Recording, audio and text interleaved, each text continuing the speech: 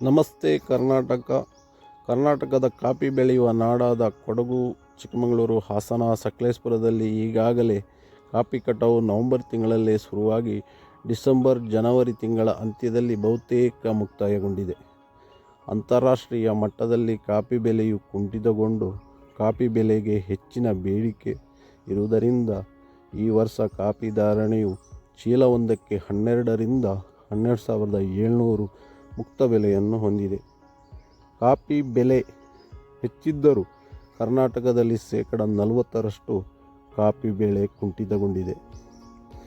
ರೈತರುಗಳು ಈಗಾಗಲೇ ಕಪಾತ್, ಒಣರೆಕ್ಕೆ, ಅಡ್ಡರೆಕ್ಕೆ, ಕಂಬಚಿಗುರುಗಳನ್ನು ತೆಗೆದು ಬಿಸಿಲಿನ ವಾತಾವರಣ ಹೆಚ್ಚಿರುವುದರಿಂದ ಕಾಫಿ ಗಿಡಗಳು ಒಣಗಬಾರದೆಂದು ರೈತರುಗಳು ಈಗಾಗಲೇ ತಮ್ಮ ಪಂಪ್ ಸೆಟ್ಗಳ ಮುಖಾಂತರ, ಕೆರೆಗಳು, ಬೋರ್ವೆಲ್ಗಳ ಮುಖಾಂತರ ನೀರನ್ನು ಕಾಫಿ ಗಿಡಗಳಿಗೆ ಹಾಯಿಸುವುದು ಕಂಡುಬರುತ್ತಿದೆ.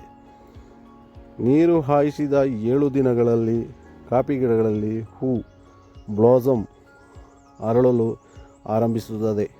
ನಂತರ 20ರಿಂದ 30 ದಿನಗಳಲ್ಲಿ 2ನೇ ಬಾರಿಗೆ ನೀರು ಹಾಯಿಸುವುದು ಇರುತ್ತದೆ. ಒಂದು ವೇಳೆ ಮಳೆ ಮಧ್ಯದಲ್ಲಿ ಬಂದರೆ ನೀರು 2ನೇ ಬಾರಿಗೆ ರೈತರುಗಳು ಹಾಯಿಸುವುದನ್ನು ನಿಲ್ಲಿಸುತ್ತಾರೆ. ಮಳೆ ಬರದೆ ಹೋದರೆ 2ನೇ ಬಾರಿಗೆ ನೀರನ್ನು ಕಡ್ಡಾಯವಾಗಿ ಕೊಡಲು ರೈತರುಗಳು ಮುಂದಾಗುತ್ತಾರೆ.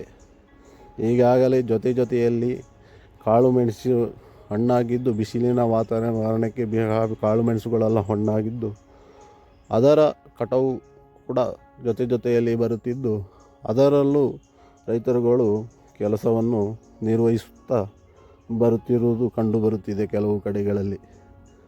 ಧನ್ಯವಾದಗಳು. ಮುಂದಿನ ವಿಡಿಯೋಗಾಗಿ ನಮ್ಮ ಚಾನಲನ್ನು ಸಂಪರ್ಕಿಸಿ. ಧನ್ಯವಾದಗಳು. ಸಬ್ಸ್ಕ್ರೈಬ್ ಮಾಡಿ.